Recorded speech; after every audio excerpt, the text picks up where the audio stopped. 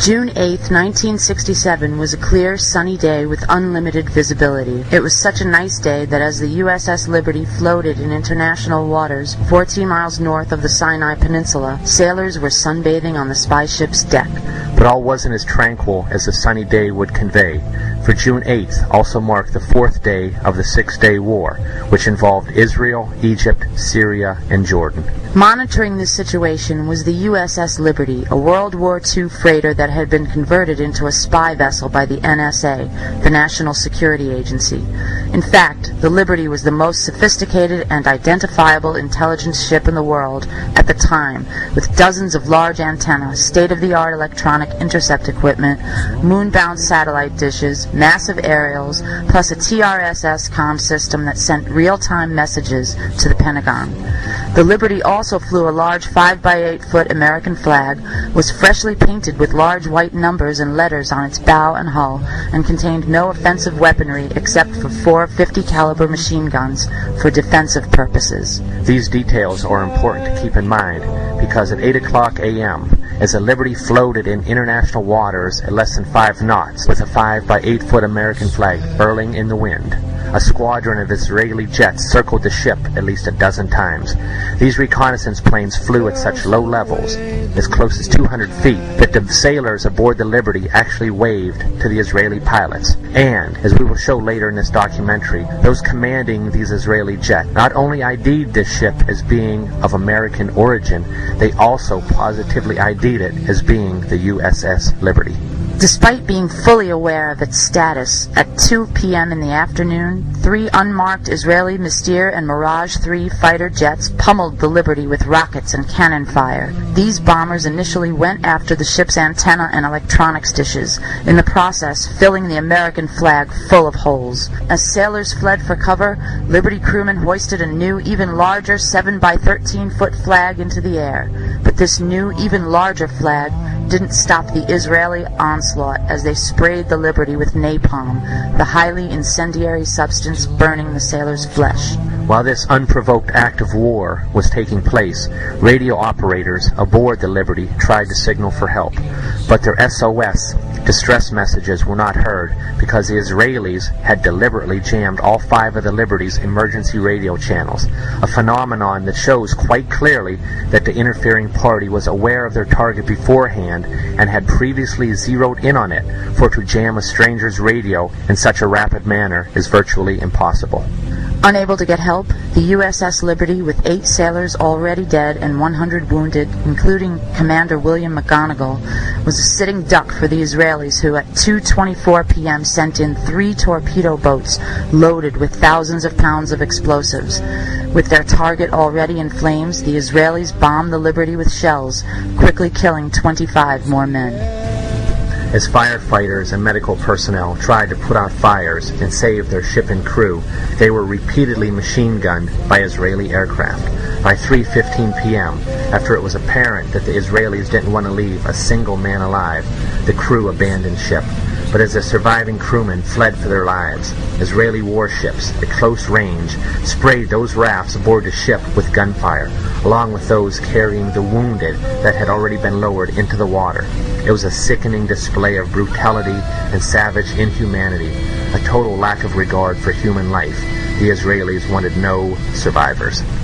When word eventually reached the White House, President Lyndon Baines Johnson assumed that it was the Egyptians attacking our ship, so he immediately dispatched air support, which would have reached the Liberty in 40 minutes.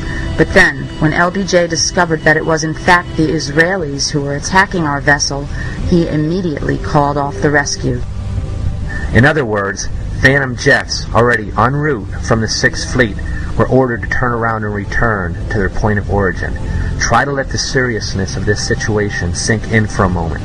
Navy fighters launched from the aircraft carriers USS Saratoga and USS America were recalled by the White House. But the blame doesn't stop there. Defense Secretary Robert McNamara and National Security Advisor Walter Rostow at first ordered instantaneous retaliation, but upon discovering that the attack originated from Israel's Haifa base, McNamara called off the exercise. In fact, it was reported later that Robert McNamara was so irate when discovering that Liberty radio men contacted the USS America that he barked, "Tell the 6th Fleet to get those aircraft back immediately." Due to this traitorous behavior, the USS Liberty had to wait 16 hours after the attack stopped before they were rescued by our military forces. It is the only instance in American naval history that a rescue mission was aborted while an American ship was under attack. In all, the Israeli attack on America's USS Liberty, a ship that sat almost motionless in the water with no offensive weaponry while sailors sunbathed on its deck, lasted for 2 full hours, equaling the length of Japan's infamous attack on Pearl Harbor. 821 holes were found in the ship, resulting from aircraft rockets, cannon fire, and torpedo blasts, while over 3,000 holes from Israel's machine gun fire were also counted. Far more tragically, the Israelis killed 34 Americans that fateful day, wounded 171 more, and instigated the worst U.S. naval losses since World War II. And even though U.S. Secretary of State Dean Rusk and Joint Chiefs of Staff Admiral Thomas Moore called this attack deliberate, to this day not one guilty party in Israel or the U.S. has been brought to justice. Well, the thoughts that always come back to us time and time again is how this thing is still being covered up after 40 years.